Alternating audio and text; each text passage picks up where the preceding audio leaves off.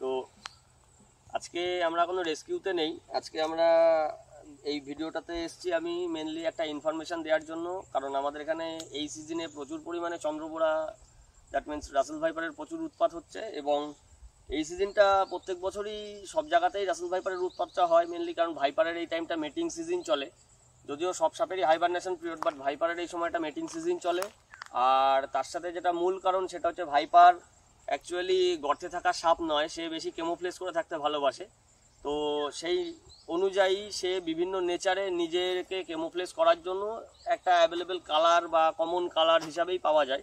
তো এইখানে আমার আজকে ভিডিওটা বানানোর মেন কারণ হচ্ছে আমার কাছে আজকে একটি ইউনিক কালারেশনের একটা ভাইপার রয়েছে, যেটা অনেকেই আমাদের এই চত্বরে দেখেননি। এবং যদিও কোনো কারণে সামনাসামনি পড়ে যায়, লোকে কনফিউজড হয়ে যাবেন যে এটা চন্দ্রবোড়া না অন্য কোনো বাইরের প্রজাতির সাপ। সেই ক্ষেত্রে আমার আজকে ইনফরমেশনাল ভিডিওটা বানানো। তো আমরা এখন সেটাই করব। এখানে দু রকম রাসেল ভাইপারই আছে, একটি কমন কালার আছে আর একটি ইউনিক কালার আছে। তো দুটো সাপই আমি দেখাবো, দেখিয়ে তার স্পেশালাইজেশনটা আমি আজকে এই ভিডিওটাই বলতে চাইছি। তো যেটা বলছিলাম যে দুটো কালারেশনের ডিফারেন্স আমি আজকে দেখাবো একই সাপের মধ্যে। তা এই যে সাপটা দেখা যাচ্ছে এটাও রাসেল ভাইপার মানে চন্দ্রবোড়া, এটা হচ্ছে আমাদের কমন কালার, যেটা আমাদের এখানে খুব অ্যাভেলেবেল আছে। এই টাইপের কালারগুলো খুবই অ্যাভেলেবেল, সেক্ষেত্রে লোকজন সবাই এই সাপটাকে দেখলে একবারেই চিনতে পারবে যে এটি চন্দ্রবোড়া সাপ। এবং এদের অ্যাভারেজ লেন্থ এরকমই হয়। এটি একটি মেল আছে, পুরুষ সাপ আছে। তা সেই ক্ষেত্রে একটু হিসিং দিচ্ছে কারণ এদের মাথায় এখন একটুখানি সেক্স টেম্পারমেন্ট কাজ করে এই সিজনটায়। তা সেই জন্য একটু বেশি অ্যাগ্রেসিভ থাকে এই টাইমটা ভাইপারগুলো। তা এটা হচ্ছে একটা কমন কালারেশন, একটু হালকা এটা শেডও করবে, যার জন্য কালারটা ঠিক হয়তো বুঝতে পারছেন না আপনারা, কিন্তু এটার কালারটা হালকা একটু ইয়েলোইশের ওপরে ব্রাউনিশ প্যাটার্নগুলো রয়েছে আর কি, যেরকম থাকে গোল গোল চাক কয়েন কয়েন থাকে। তা এটা হচ্ছে আমাদের কমন কালারেশন এটা। আর এইটার জন্যই আমি এটা আগে দেখাচ্ছি যে এই কমন কালারেশনটা আমি একটু দেখিয়ে রাখতে চাই ভালো করে। একটু ক্যামেরাকে বলবো একটু ক্লোজে আসতে, হালকা হালকা হালকা হালকা, ব্যাস ব্যাস ব্যাস ব্যাস, হ্যাঁ ওখান থেকে। এটা হচ্ছে একটা common pattern, common Russell viper যেটা চন্দ্রবোড়া। এই সাপটি এই মাটির সাথে এমনভাবে পড়ে থাকবে চট করে চিনতেই পারবে না লোকে, মানে বুঝতেই পারবে না যে কোন জায়গায় সাপটি আছে না আছে। এরা হচ্ছে কেমোফ্লেজ করার মাস্টার, এরা খুব ভালো কেমোফ্লেজ করতে পারে, পরিবেশের সাথে নিজেকে অ্যাডজাস্ট করে লুকিয়ে থাকতে পারে, এটা গর্তে থাকে না। এই আমাদের এখানকার মাটির যে ধরনের নেচার বা সয়েল কালার যেরকম কালারেশন থাকে সেই অনুযায়ী এরাও নিজেদের সেইভাবে অ্যাডজাস্ট করে নিচ্ছে। এই হচ্ছে সেই কালারেশনটা, সেই জন্য নর্মাল মাটির সাথে জিনিসটা সুন্দরভাবে মিশে থাকবে।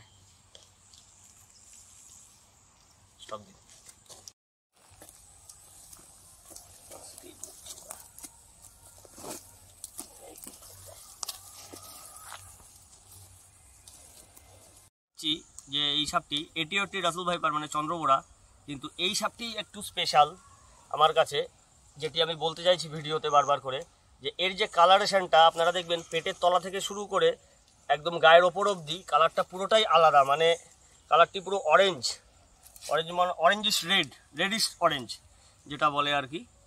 তা এর যে প্যাটার্নটা এটা সাধারণত আমাদের এদিকে হওয়ার কথা নয়। আর আমাদের এদিকে যে মাটির কালার আছে সেই কালার অনুযায়ী এই সাপটি এইখানে কেমোফ্লেজ করে সেইভাবে থাকতেও পারবে না। তা সেই জন্য সাপটি আমার কাছে একটু স্পেশাল এবং সাপটি আমার কাছে একটু ইউনিক। কারণ এই ধরনের সাপগুলো বেশিরভাগ থাকে এই কালারের সাপগুলো যেখানে লাল মাটির এরিয়া আছে, সেই সব জায়গায় এই সাপগুলো থাকতে বেশি ভালোবাসে, কারণ সেই সব পরিবেশের সাথে তারা নিজেদেরকে অ্যাডজাস্ট করতে পারবে, কেমোফ্লেজ করতে পারবে, নিজেদেরকে লুকিয়ে রাখতে পারবে। কিন্তু আমাদের এই সব নেচারে থাকলে এরা সব সচরাচর লোকের চোখে পড়ে যাবে এবং বিনা কারণে মারা পড়বে। তা এই জন্যই আজকে আমার ভিডিওটি বানানো, যে এই সাপটি আমাদের এখানে পাওয়াটা আমার কাছে একটু মানে আশ্চর্যকর বিষয়। কারণ এই ধরনের সাপটি আমাদের এখানে কোথা থেকে আসলো। তবে আমার যতদূর আইডিয়া, যে আমি যেখান থেকে সাপটি রেস্কিউ করেছি তার 200 থেকে 250 মিটার রেঞ্জের মধ্যেই একটি বেশ ভালো পরিত্যক্ত বহুদিনের একটি ইটভাটা রয়েছে, যেটি একটা সময় চলতো। তা আমার যতদূর ধারণা যে সাপটি জন্ম থেকে বড় হওয়া অবধি হয়তো মেবি ওই ইটভাটার নেচারেই নিজেকে অ্যাডজাস্টেবল করেছিল। কিন্তু রিসেন্টলি কোনো কারণে, যেহেতু এটা এখন গ্র্যাভিড ফিমেল আছে, কিছুদিনের মধ্যে বাচ্চাও পারবে, তো সেখানে বাচ্চা দেওয়ার কারণেই হোক বা খাবারের খোঁজেই হোক, হাইবারনেশন পিরিয়ডে যাওয়ার আগে হয়তো লাস্ট খাবারের খোঁজে হয়তো বেরিয়ে পড়েছে এলাকা ছেড়ে, সেই কারণে হাতে পড়ে গেছে। তা সাপটি যখন আমি রেস্কিউ করি, রেস্কিউ স্পটে অনেকেই এটাকে চন্দ্রবোড়া মানে বলাতে কেউ বিশ্বাসই করতে চায়নি। অনেকেই ভেবেছিল বাইরের দেশের কোনো রকম সাপ বা বাইরের এলাকার কোনো রকম সাপ। ন্যাচারালি এই কালারের সাপগুলি আমাদের আউট অফ স্টেট বেশি দেখা যায়, যেখানে লাল মাটির এরিয়া বেশি। তো আমার সাথে আমার জুনিয়র রেস্কিউয়ার ভাই আছে অর্ঘ। তা অর্ঘ, তোমার কি ওপিনিয়ন? আমার যেটা ওপিনিয়ন আমি তো শেয়ার করলাম, বাট এই কালারের সাপ আমাদের এখানে পাওয়াটা কিভাবে হতে পারে বা এই নেচারে, এটা তোমার কি ওপিনিয়ন আছে? যেটা বললে স্বরূপদা, যে ইট ভাটার মধ্যে দিয়ে পেয়েছো, আর হ্যাঁ, ওখানে একটা বহুদিনের পুরনো ইট ভাটা রয়েছে এবং ইট ভাটাটা একটা সময় চালুও ছিল। রিসেন্টলি কিছুদিন বললো তারা যে ওটা বন্ধ হয়ে রয়েছে, বাট ওখানে ইট ফিট এখনো পুরনো পড়ে রয়েছে অনেক এবং জঞ্জাল হয়ে গেছে। সেক্ষেত্রে আমার ওপিনিয়নটা ওইটাই যে হয়তো জন্ম থেকে সেই নেচারে থেকে অভ্যস্ত বলে কালারেশনটা হয়তো সেম প্যাটার্ন, বা এর অনেক যে এর প্রোডাকশানের সেম ওয়েতে যারা ছিল সেই সব কিছু বেবিও হয়তো তারাও হয়তো এই কালারেশনটা পেয়েছে তার মা বাবার কাছ থেকে। একদমই, মানে এটা হতেই পারে যে কেমোফ্লেজের জন্য, হ্যাঁ, মানে জায়গাটা যাতে ভালোভাবে কেমোফ্লেজ করে থাকতে পারে তার জন্য হয়তো ওর পুরো ওদের যে ইটা মানে ওই এরিয়ার নেচারটা আর কি, একদম ওই এরিয়া নেচার প্লাস ওদের যে মা বাবা বা এর যে পরবর্তী যারা বাচ্চা কাচ্চা হবে, সে দেখতে হবে যে তারাও কি এরকম টাইপের হচ্ছে কি, কোন প্যাটার্ন নিচ্ছে আর কি, বা ওখানকার এরিয়ার আরো আদার্স চন্দ্রবোড়া বা রাসেল ভাইপার গুলো এরকমই কালারের যাচ্ছে। হ্যাঁ, মেইন হচ্ছে এই কালারেশনটা। তাহলে বোঝা যাবে যে ওখানকার ওরা মানে ওইভাবেই ওরা ওই নেচারের সাথে ইভলভ করে ফেলেছে নিজেদের, মানে ঘুলিয়ে মিলিয়ে নিয়েছে কেমোফ্লেজের জন্য। এটা হতেই পারে একদম, মানে খুবই, কেন প্রকৃতি খুবই রহস্যময়। অবশ্যই 100 বার। কিন্তু দেখো নর্মালি আমাদের এখানে যে কালারের চন্দ্রবোড়াগুলো তারা কিন্তু আমাদের এখানকার লোকাল মাটির সাথে কিন্তু খুব ভালোভাবে অ্যাডজাস্টেবল, যার জন্য লোকে বেশিরভাগ সময় দেখতেই পায় না। কিন্তু এই ধরনের সাপ যদি কোথাও পড়ে থাকে, নর্মালি যে কাউর চোখে পড়বে লোকে পিটিয়ে মেরে দেবে। তা এদের আমাদের এই নেচারে বাঁচাটা একটু সত্যি অসম্ভব ব্যাপার। কিন্তু কি করে এই সাপটার এরকম একটি কালার, একটি ইউনিক প্যাটার্ন আসলো, যেটা সত্যি একটুখানি রহস্যের ব্যাপার লাগছে আমার কাছে। আমার দিক দিয়ে আরো যেটা বেশি মানে আমার কাছে খুব আকর্ষণীয় লাগছে, মানে বডি থেকে শুরু করে পেটের দিকটাও, হ্যাঁ সেই দিকটাও অরেঞ্জ, মানে তুমি একটুখানি অরেঞ্জের শেড, হ্যাঁ আমি দেখাতে চাই, এটা হালকা অরেঞ্জের শেড আছে, মানে পিওর হোয়াইট নয়। এইটা আমার কাছে একটা খুব মানে বেলি স্কেল গুলো একদম।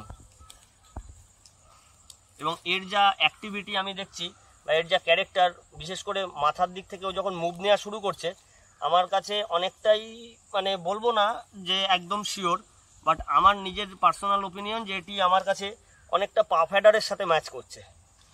এটা আরও বড় বড় এক্সপার্ট যারা রয়েছেন তাদের মতামত অবশ্যই আছে, আমি সেটাও কমেন্টে জানতে চাইবো, বাট এটা আমি আমার পার্সোনাল এক্সপিরিয়েন্সটা শেয়ার করলাম।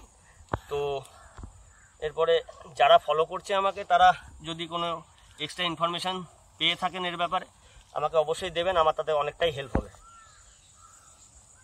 তো এই আজকে ভিডিওটা এই জন্যই আমার বানানো, যে জাস্ট এই স্পেশাল কালারেশনের কম্প্যারিজন একটা দরকার ছিল, সবাইকে দেখানো, লোককে সাপটা সম্পর্কে চেনানো।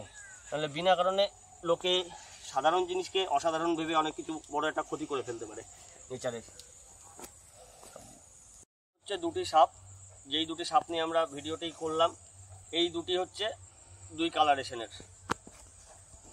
দেখতে পাচ্ছেন একটি অর্ঘর হাতে যেটি রয়েছে সেটি হচ্ছে আমাদের কমন কালারেশন প্যাটার্ন, আর আমার হাতে যেটি রয়েছে সেটা একটু স্পেশাল কালারেশন।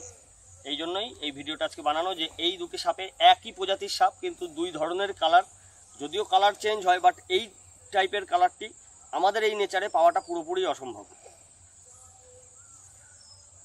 ভালো করে আমি বলবো যে বডি কালারটাকে শো করা, একটু ক্লোজে হালকা, ব্যাস ব্যাস ব্যাস, এখান থেকে ডিস্টেন্স মেনটেন করতে হবে ভালোভাবে, সেফ ডিস্টেন্স।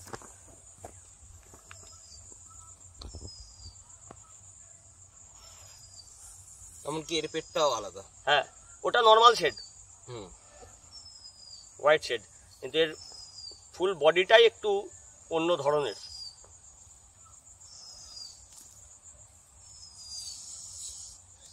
চলো।